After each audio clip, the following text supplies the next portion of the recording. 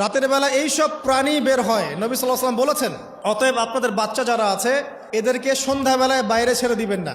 এখন কিন্তু প্রচুর ঘটনা ঘটছে, প্রচুর জিনঘটিত ঘটনা ঘটছে, জাদুটোনা করা হচ্ছে, বানটোনা করা হচ্ছে না? নবী সাল্লাল্লাহু আলাইহি ওয়াসাল্লাম বলেছেন, রাতের বেলা তোমরা বাচ্চাদেরকে সন্ধ্যাবেলা ছেড়ে দিও না, আগে ভালো করে সন্ধ্যাটা হয়ে যাক, যদি ছাড়তে হয় তারপর ছেড়ো।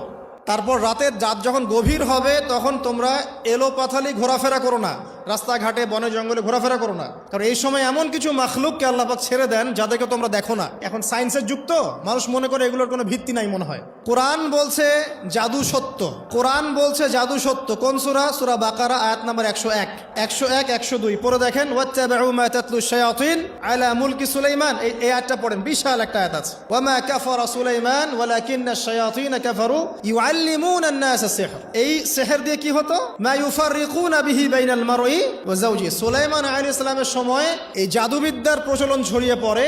এই জাদু মানুষ শিখে কি করছিল? নারী পুরুষের মাঝখানে, স্বামী স্ত্রীর মাঝখানে বিভেদ সৃষ্টি করছিল। এখন দেখেন না, পরিবারের স্বামী স্ত্রীর বন্ধন ভেঙে যায় না, কেউ কাউকে দেখতে পারে না, এমন হচ্ছে না?